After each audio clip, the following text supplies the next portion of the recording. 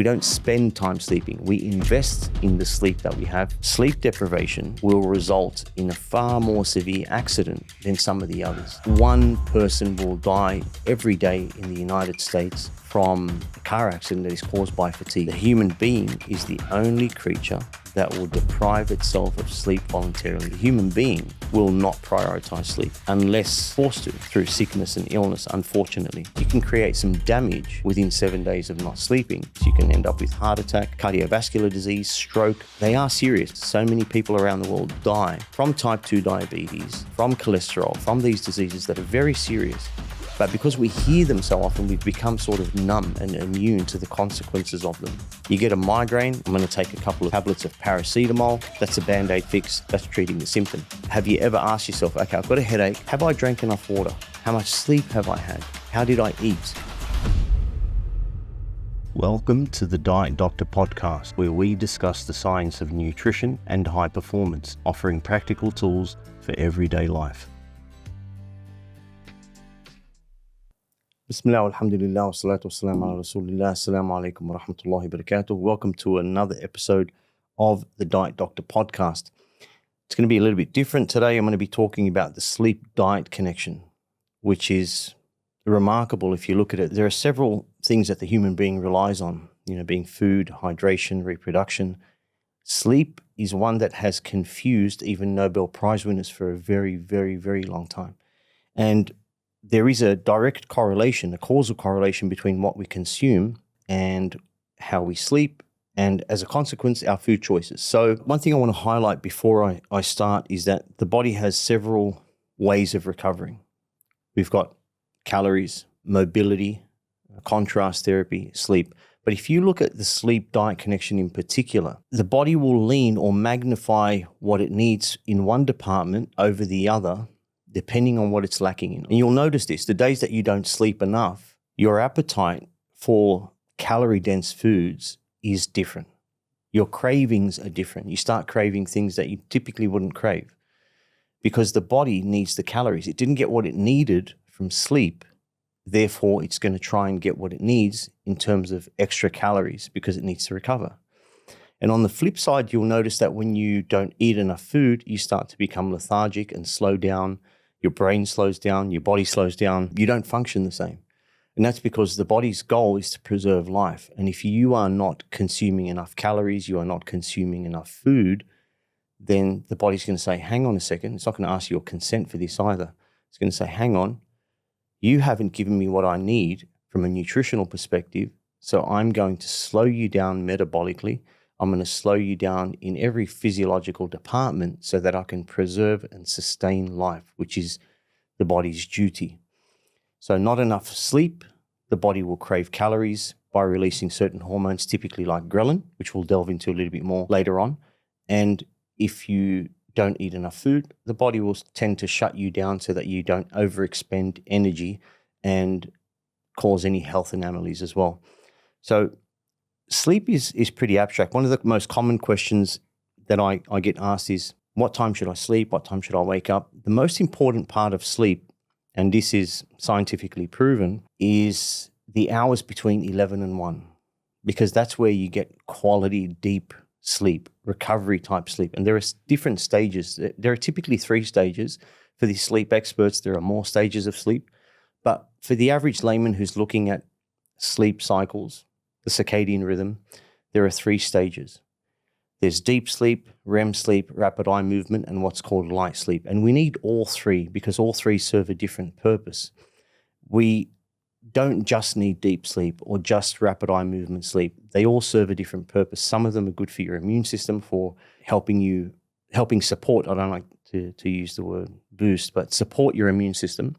And some portions of sleep, like deep sleep, are good for physiological recovery. Some are for memory retention. Some phases of sleep are for memory retention. So it differs, and we need all 3. But typically between the hours of 11 and 1 o'clock, if you sleep after 1 o'clock, and you probably have felt this, how many times do you sleep after 1 o'clock in the morning and get your 8 hours sleep, but wake up as if you need another 8 hours? That's because your body has not recovered. And just like all debts, sleep debt also has to be paid off. If you create a caloric debt. It has to be paid off. So thinking that you can fix your sleep with one restful night of sleep is not going to work. You will continue to feel tired until you pay off that sleep debt. There's a proverbial saying, what is it? An uneasy mind or a ruffled mind makes for an uneasy and ruffled pillow as well. So if your mind is not unwinded and relaxed, it is going to be very difficult for you to rest. And the unwinding phase is something that we'll also touch on when we delve into the different facets of sleep. But let's look at why 7 to 9 hours is generally recommended. 8 hours is a typical recommendation, but it's not just any 8 hours. It's the 8 hours where the bulk of your sleep occurs in the first third of the night after sunset. That is the most important time to sleep. And like I said, if you sleep after 1 a.m., you're going to wake up feeling lethargic. Sometimes it's difficult to get 8 hours consecutive, one after the other, all in the evening.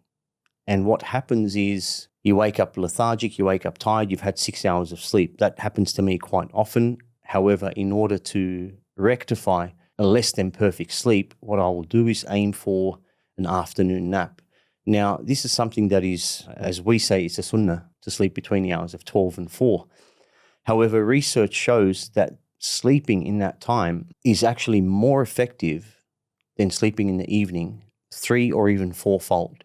And to test this theory, I was wearing one of those rings that track your sleep for the last couple of years, 3 years or so. You've probably seen me wearing it on here. I'm not wearing it at the moment. Long-term use of it. I've seen some studies that show that it affects fertility, so we have to be careful how we track sleep as well. So with this gadget, I noticed that if I slept before midday, my sleep score didn't improve. If I slept after 4:30, 5 o'clock in the afternoon, depending on whether it was daylight saving or not, my sleep score did not improve. My heart rate variability did not improve. My quality of sleep did not improve. However, if I slept between the hours of 12 and 4, every half an hour was almost equivalent to 2 hours or an hour and a half in the evening. I'd sleep for an hour. It'd show results that I couldn't acquire in the evening if I slept for 3 hours.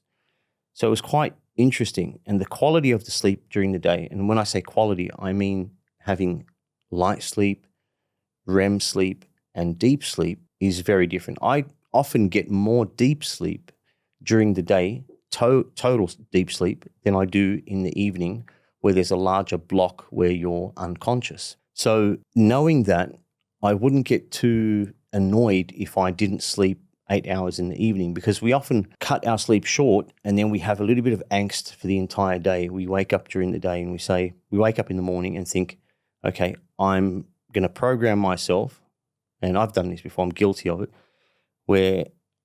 and this is self-talk, I'm going to have a crappy day because I haven't slept enough, I'm going to be tired all day, I don't know how I'm going to get through these meetings, and set yourself up for a disaster from the start of the day. However, now if I wake up that way, I tend to say, okay, that wasn't the best sleep, and I'll probably be okay until about lunchtime, and I'm going to make time for a nap. I'm going to make time for some sleep. And this is something that most cultures and traditions implemented into their daily routine. You know, in some cultures, it's the siesta. In Arabic culture, it's the qailula. So it's not a modern phenomena by any means necessary. It's been around for a long time. The idea, the notion of an afternoon nap and the benefits that come with that have been around for a very, very long time.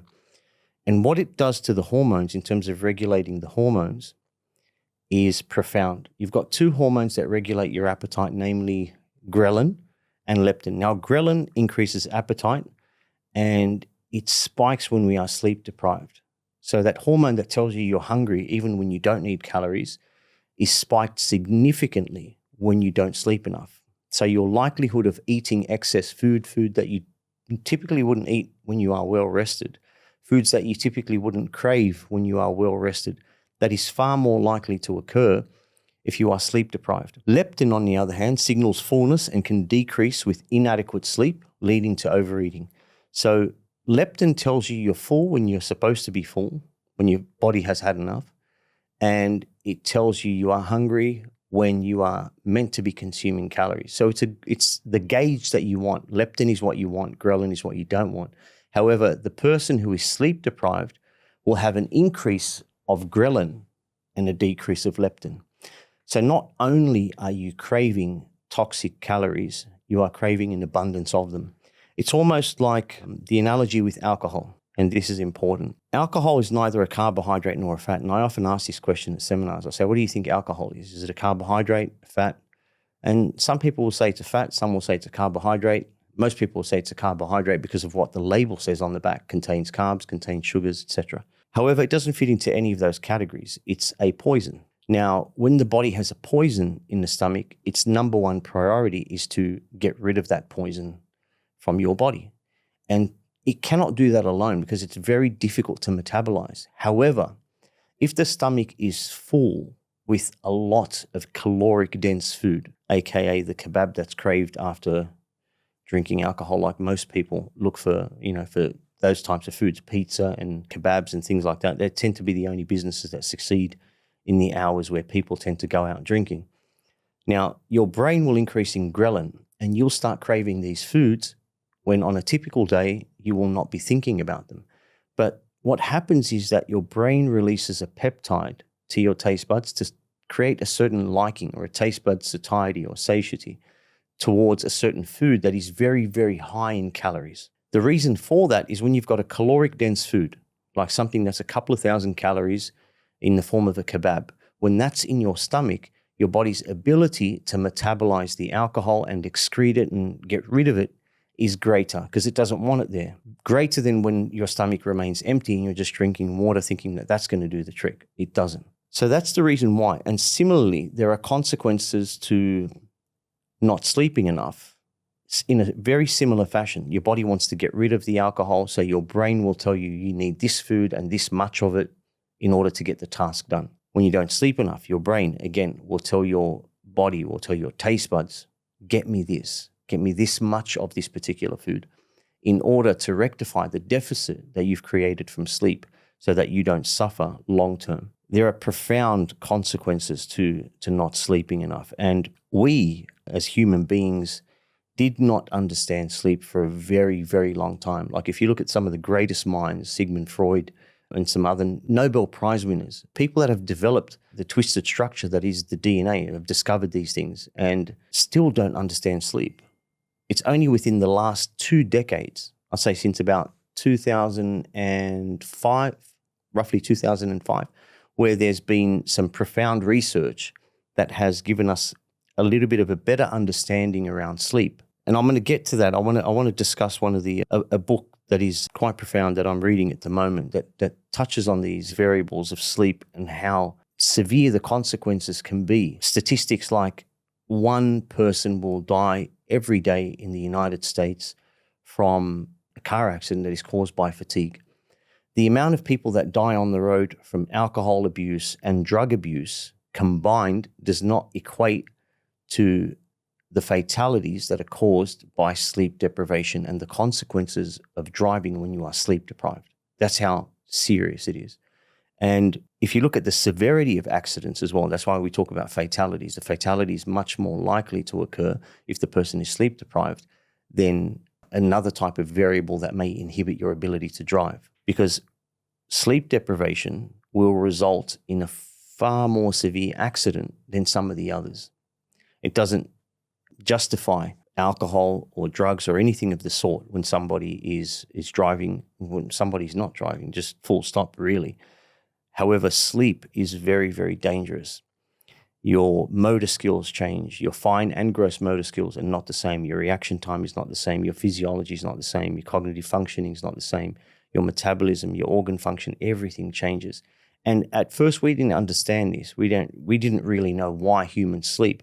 And if you look at the writing and the research that is being done by some of the greatest minds, they fail in this department.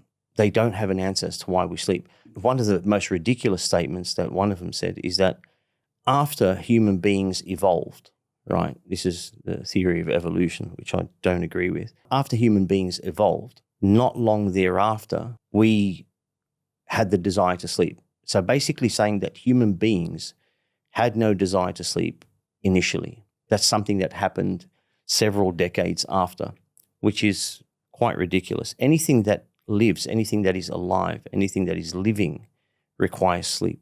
However, what's interesting is the human being is the only creature that will deprive itself of sleep voluntarily. The human being is the only creature that will deprive itself of sleep voluntarily. Any animal that needs to rest when it comes time for sleep will not postpone or delay sleep to do another task.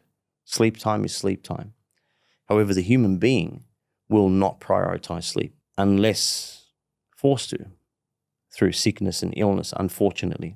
So the reason why we crave high-calorie, sugary foods is to compensate for the lack of recovery from sleep. So the body will overcompensate with food. And a tired brain, a brain that is not thinking rationally, is more likely to reach out and grab something that is not good for them. That's why we say don't go grocery shopping when you are hungry. Going grocery shopping when you are hungry, you're going to make some really stupid choices. And you are also likely to make those same stupid choices, even if you're not hungry, but you are sleep deprived, because your brain itself has become lazy. The fuel of your brain is just not there. The brain may be made out of fat. The brain is 98% fat, but the fuel source of the brain is carbohydrates, glycogen. And when it is deprived, it doesn't make rational decisions.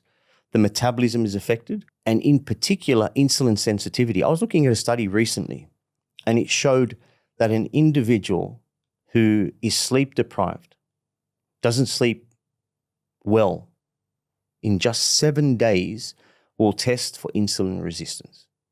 So your journey from being healthy to potentially type 2 diabetic can be that rapid with sleep deprivation. And there's a direct correlation between the two.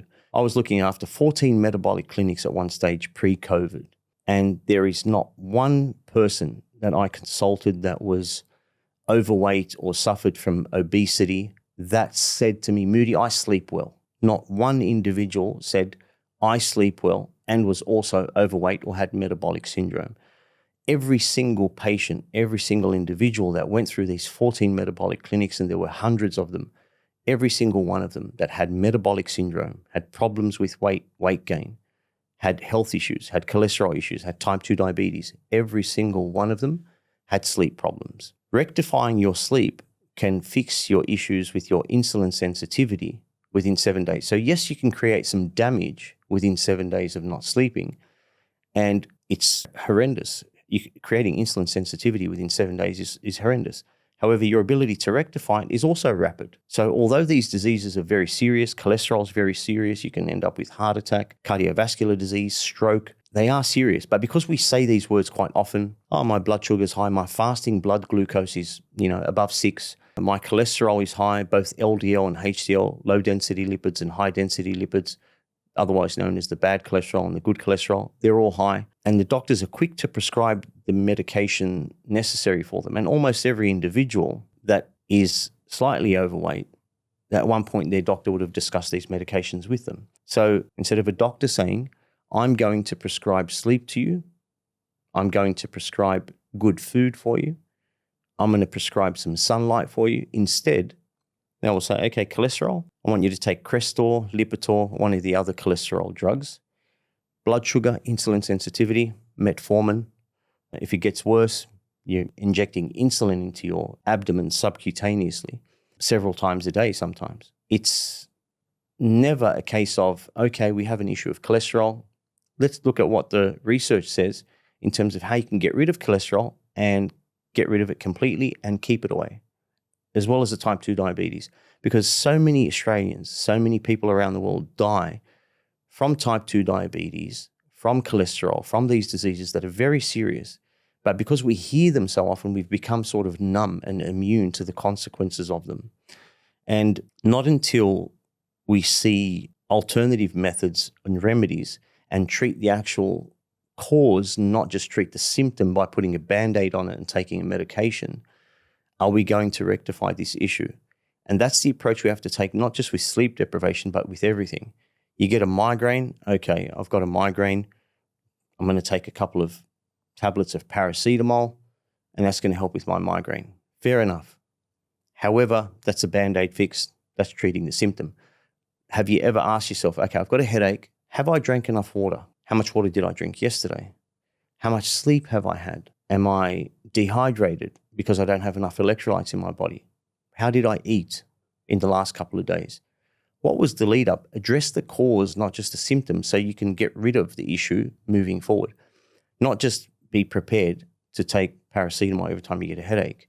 It's the same thing with all these issues. If you've got metabolic issues, okay, I'm going to take, and this is what I mentioned when it comes to fat burning supplements like L-carnitine.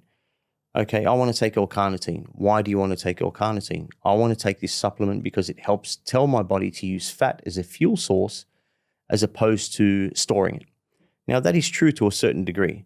However, how do we know about these compounds? How do we know about L-carnitine? How do we know about glutamine? Your body contains these wonderful things, or they exist in nature. So as you get older, you start to reduce in carnitine production, so your body is not as efficient metabolically. It's not as efficient in terms of getting food to be used as fuel, and can store it sometimes. Now, take L-carnitine. That's a fat burner supplement, no problem. But ask yourself, how can I address the cause? Okay, I've got L-carnitine in my body. I don't have enough of it. What does my body use as a raw material to make L-carnitine? In this case, the answer is vitamin C. So if you increase your vitamin C intake, your body has the raw material in terms of vitamin C to create the building blocks to build more carnitine in your body so that you address the cause, not just the symptom. Because your body cannot make something from nothing. Only God can create something from nothing. So if you want to create L-carnitine, ask yourself, how? I need the raw material, which is vitamin C. Where do I get that? Let's eat some kiwi fruit with the skin. Have the kiwi fruit with the skin. I've got vitamin C. It's good for my immune system. But it's also the building block that is used to make L-carnitine. So I'm addressing the cause here, not just the symptom. There's nothing wrong with addressing the symptom momentarily, temporarily. But in the interim, we should be looking at what the cause is, because that is critical. Now, there are massive correlations between short sleep duration, obesity rates, and increased appetite, as we discussed. But what is the circadian rhythm? If you've heard of circadian rhythm, otherwise known as the sleep cycle, circadian comes from the word circa, which means 24 hours rotation, and DM, a day. So rotation of the day, 24 hours a day. So what does your circadian rhythm do? What is your circadian rhythm like? And how do we rectify the circadian rhythm? Especially for people who travel a lot, there are certain ways of rectifying the circadian rhythm if you're exposed to different time zones. Now, the circadian rhythm, or a regular sleep-wake cycle, that's what regulates your sleep quality. And to figure out how much sleep you need, whether it's 7 hours, 8 hours, or 9 hours, this is a little hack that you can use to answer that question. It's best to be tested on a day where you are not working. So if you have a day off, keep the phone away. Be in a dark, cool room. When the room is cool, you're likely to sleep nice and deep.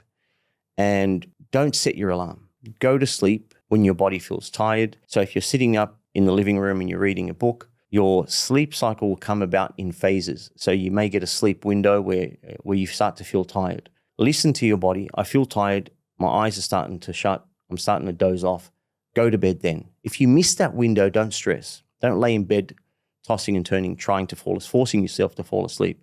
Instead, get back up, not in a well-lit room. Get back up, maybe do a little bit of reading. Keep yourself occupied until that sleep phase or that sleep cycle pops up again. And when it does pop up, immediately rush to bed. And then on the flip side, what you would do after that is you would lay in bed, go to sleep, and not set your alarm. Allow yourself to wake up naturally. And sometimes you'll wake up a little bit early. We don't all sleep through the night without any interruptions. If you do, the worst thing you can do when you wake up in the morning, not sure of what time it is to turn on your phone, turn the light on, and check what time it is. That is the absolute worst thing that you can do. As soon as your eyes see the light that comes out of the phone, your brain is going to say, hey, Moodi, it's daytime, get up. It may be 3 a.m. Don't check the time using your phone. Instead, turn over, close your eyes, do some deep breathing, do your adhkar, and go back to sleep. The adhkar for us is like a tranquilizer. So go back to sleep, and eventually you will. But the worst thing you can do is check your time on your phone. When you wake up refreshed and you know you've had enough sleep, then get up out of bed and count the hours that you're asleep for. That is how many hours that you need as an individual. That's how I would recommend testing whether you're the person, your body needs 7 hours, 8 hours, 9 hours. And keep in mind that variables in the day will affect how much sleep you need at night. Did you train that day? Did you do any resistance work? Did you do any cardiovascular work? Were you more stressed that day at work in general because you had more tasks to do? Because mental stress and mental strain as well requires recovery. It's not just physical strain. If you're exposed to mental strain, if your job requires a lot of mental acuity, then you're going to need more sleep than the person who doesn't really have to think much when they do their tasks and their job. And that will also dictate how much sleep you need. Now, a restful environment, what does that look like? I'd say about 19, 20 degrees Celsius. If you can keep your room nice and cool, it has a profound effect on your ability to stay asleep. A lot of people ask why a hot shower? Why does a hot shower help me sleep well? It's not the heat that's allowing you to sleep well. It's the cooling down of your body that allows you to sleep well, which is interesting. So if you expose yourself to a hot shower before bed, your body's temperature, which is typically about 34, 35 degrees Celsius, your body's temperature will try to battle to cool your body down. And that is what you benefit from when it comes to sleep. It's not exposing yourself to heat that is helping you sleep. No, because if that was the case, a hot bedroom would mean a deep sleep and a nice sleep. But we know that's not the case. Anyone who's traveled to a country where there's a lot of humidity, even in Australia in summer, there's quite an intense amount of humidity. And if you're in a humid environment, it's a very uncomfortable sleep. So it's not the hot shower that's allowing you to sleep well. The hot shower is forcing your body to cool down. Your body's core temperature is trying to cool itself down. And that is what you benefit from, the cooling down of the body. That's what you benefit from when it comes to sleep. And so if you keep your bedroom nice and cool, you are more likely to have a nice, restful sleep. And keep it dark. There can't be, it sounds weird when you say keep it dark, but you have to keep the environment of your room dark, the curtains closed, and don't allow any natural sunlight in, and definitely not any artificial light. Because one of the key regulators of the circadian rhythm is the eye's exposure to light. It's one of the methods that I use when I travel to rectify circadian rhythm if I'm exposed to a different time zone. So if I'm traveling, when you're traveling, the worst thing you can do is arrive, go straight to sleep, go straight to your hotel, go straight to sleep, and not pay attention to your hydration on the flight. When you're on the flight, make sure that you're drinking 100 mils of water per hour of flying. Now, that doesn't mean that you can't have a nap on a 15-hour flight. I've got a 15-hour flight coming up. So if I'm on a 15-hour flight and I want to sleep for 4 hours, I can sleep for 4 hours. Wake up, you've got a debt now of water intake. I owe my body 400 mils of water for the 4 hours I slept. I drink that, and it's a lot better to do that. You'll benefit from that a lot more than trying to avoid using the uncomfortable bathrooms on the plane. A lot of people say, I don't drink water on the plane because I don't want to use the toilets. You're better off exposing yourself to that little bit of an inconvenience to have a much more productive business trip or holiday. So 100 mils of water when you're on flight, because your blood viscosity changes. Your blood gets more dense and thicker, and the heart has to work harder to pump blood to the tissues in your body to keep you alive. Then when you arrive, you want to expose your eyes to sunlight, and you also want to go for a walk, because going for a walk allows your circadian rhythm to be adjusted to that time zone with that much more efficacy. Your eyes are seeing the sun, your heart is pumping blood that is nice, has a good viscosity because you've been drinking water, you're well hydrated, and the heart is not struggling to pump blood to your organs and to your tissue to keep you alive. So once your heart is pumping blood to the entire body, that process is also part of the process of rectifying the circadian rhythm to adjust your body to the time zone that you're in. The impact of blue light has been a heavy discussion for quite a while now. And there are glasses that, compensate for the damage that blue light is doing to human beings. And that's because electronics, and we say to avoid them 1 hour before bedtime, electronics affect your sleep, and blue light affects your sleep because it affects melatonin production. And if it affects melatonin production, by default, you're going to struggle to sleep at night, because melatonin, the sleep hormone, is produced after sunset. That's not something that you and I have a choice about. That's just the way it is. After sunset, is when melatonin is produced. And there is a relationship between sleep and diet, and there's a direct causal correlation here. And the causal correlation is if you don't eat good food during the day, you don't have the building blocks and the resources to create melatonin and hence get a good deep sleep. So it works in a cycle. Good food is rich in amino acids like tryptophan that create serotonin in the body. Serotonin is the feel-good, happy chemical that we all want in our body. We want an abundance of it during the day because we want to feel pleasant, we want to feel alive, we want to feel happy and ready to do the tasks and chores that you have to do during the day. And that hormone that allows you to do that with a smile on your face is called serotonin. The body cannot create serotonin from nothing. It gets it from food. So a good diet, a good healthy diet is rich in things like tryptophan, which your body uses to create serotonin. Now, what's serotonin got to do with melatonin? Well, serotonin is what the body will produce during the day, and it is a neurotransmitter, not a hormone. Serotonin is a neurotransmitter that is created from good food. So you feel happy during the day, you've got enough serotonin, and then as the sun starts to set, the body converts the neurotransmitter serotonin to the hormone melatonin. So it's a sequence of events that is taking place. A good night's sleep doesn't start just with unwinding an hour or avoiding electronics in the hour before you sleep. That will not suffice. You have to start preparing for sleep from the moment you wake up. And you do that by making educated choices and conscious, healthy choices with regards to what you consume during the day. Because when you do that, from the moment you start eating in the morning or whenever your first meal of the day is, from your first meal, you are preparing for sleep. Because from your first meal, that selection, that choice is affecting your body's ability to create the neurotransmitter serotonin, which makes you feel nice and happy, which is the building block that is used to create the hormone melatonin later on after the sun sets. So they are all connected. The physiology of the body is remarkable. They're not separate entities. It's not just the central nervous system versus the immune system versus the endocrine system versus the gastrointestinal system. They're all intertwined. Not one entity works on its own without the assistance of another. So once we get our head around that, we start to see that sleep is not a separate entity to well-being.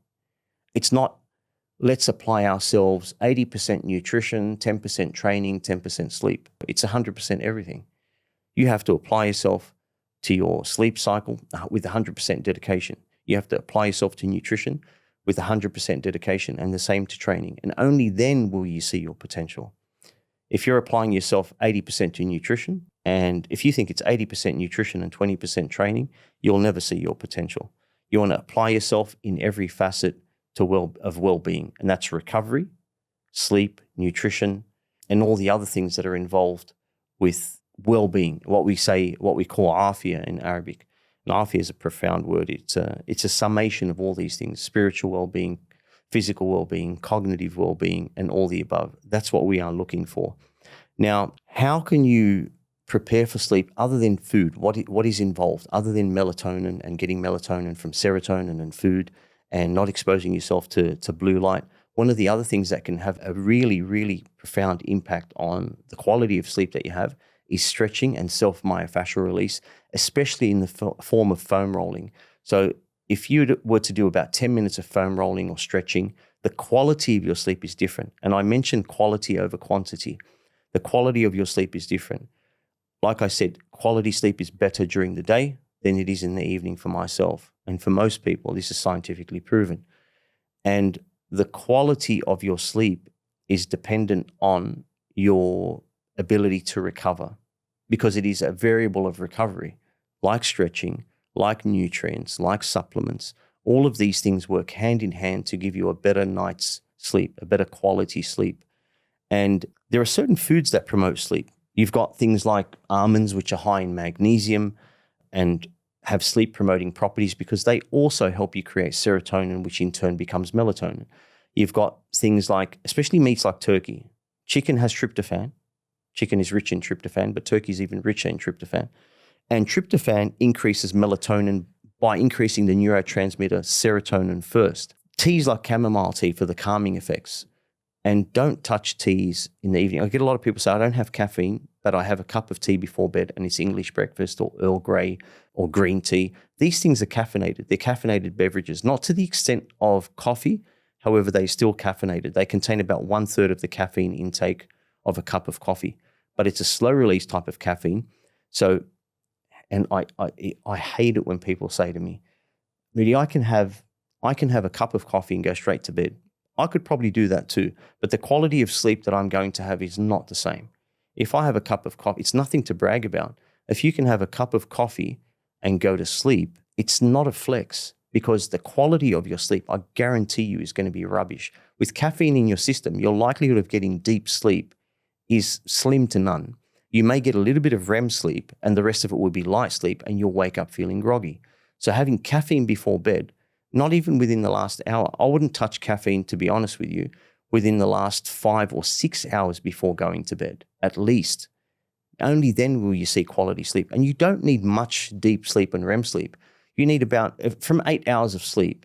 If you get, say, 2 to 3 hours of REM sleep and about 1 hour of deep sleep, that's all you need. That will qualify for a great night's sleep. And whether you use technology that has the metrics to measure sleep, such as the ring or another band that goes around your wrist, these tools will indicate to you exactly what I just said, that you don't need 7 hours of deep sleep or 7 hours of REM sleep.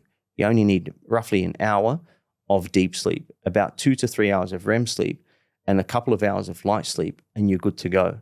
And the amount of deep sleep that you get during the day, and I've tested this using these tools, is far greater than it is in the evening.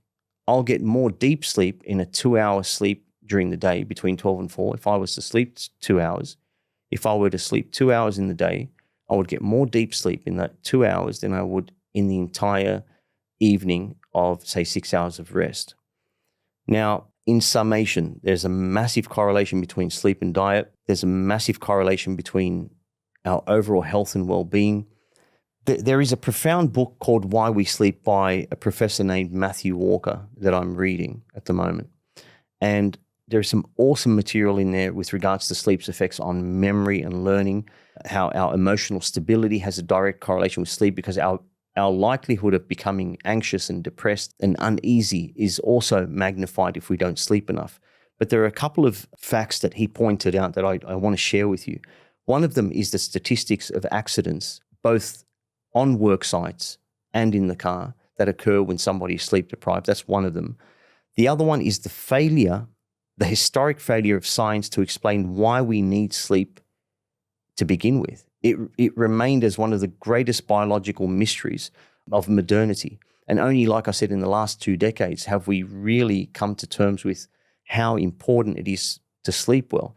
And an expert like Professor Matthew Walker is consulting athletes of the highest caliber, like the NBA, corporates of the highest caliber, institutes like NASA, getting involved in all of these entities and organizations, or the fact that they're getting him involved tells you how much of an impact sleep has on your ability to perform, not just your ability to remain healthy, but your ability to perform. So one thing he mentions is that even the Nobel Prize winners and the greatest minds like Francis Crick, who deduced the twisted structure of the DNA and deciphered things like that, Sigmund Freud, all of these people could not figure out or decipher the enigmatic code of sleep. So they were still ignorant to that fact. And we are taught in Islam, especially, we are taught to inna li badanaka alayka haq, your body has a right upon you. And when it's time to rest, you should rest. And the recommendation or the sunnah of sleeping during the day, which is profound. You've got, the greatest minds trying to figure out the purpose of sleep and actually not having a conclusion. Can you imagine? And he gives a great analogy, and I'll share it with you. He says, imagine you go to a hospital and you witness the birth of your first child. The doctor enters the room and says, congratulations, it's a healthy baby boy. We've completed all the preliminary tests and everything is great. And then as you start walking to the door and exiting the room, the doctor says, however, I want to point one thing out. that during the life of your child will repeatedly and routinely lapse into a state of coma, sleep, and it will resemble death even. And in Islam, we say that is the al-maut al-sughra. It's the minor death. It's going to resemble death, and we don't know why it's going to happen, but everything's going to be okay. Can you imagine that's what a doctor said to you after you gave birth to a child, and that was their explanation of sleep? And that analogy really puts into perspective how little we knew about sleep prior to 2 decades ago. And one thing I want to touch on before we wrap up is the importance and the luxury that we have of dreaming. And dreaming provides a unique set of benefits for anyone that's fortunate enough to experience dreams. And among the gifts of dreaming, what is described as a neurochemical bath. So dreaming is a neurochemical bath that modifies painful memories and a virtual reality space in which the brain can melt past knowledge and present knowledge and inspire creativity in the body all at once, doing something that is really a luxury and really something that we should look forward to. I often tell people that we sleep 26, 27 years in a lifetime, but that doesn't mean that you should have anxiety about how much time is used in sleeping. I use the word used, not wasted or spent. We don't spend time sleeping, because when you spend something, that's a commodity. It's not an investment. We don't spend time sleeping. We invest in the sleep that we have for the positive repercussions that come after. So it's an investment. It's not an expense. It's not a commodity by any means necessary. It is a restocking of the armory of your immune system. It's the epitome of health. A healthy person, the epitome of a healthy person is a good sleep cycle. So the message I want you to take away is eat well and you will sleep well. If you don't eat well, your sleep will suffer. If you don't sleep well, your diet will suffer. They go hand in hand. These are not separate entities. Everything is intertwined. Everything in the human body is intertwined. Our mind, our bodies. We now know that the brain has the same neurons as the heart has, which has the same neurons as the stomach. There are more neurons of the brain in the heart and in the stomach. So that throws everything out the window that we thought we knew. We thought that we think with our brain, and our heart is used to sustain life and pump blood to our tissue, and our stomach is for digesting things. No, the stomach can feel and can think too. The heart can think as well. And it's strange to get your head around that. However, it makes total sense. How many times have we had a gut feeling about something and it turned out to be correct? It's something that we should listen to intuitively, what we call our fitra in Arabic, the moral compass. And if you keep your diet clean, if you keep your sleep healthy, if you maintain an overall holistic approach to health and well-being, then that compass that you have, that fitra, that guides you, becomes a lot more clearer. Jazakallah khairan. Assalamu alaikum wa rahmatullahi wa barakatuh.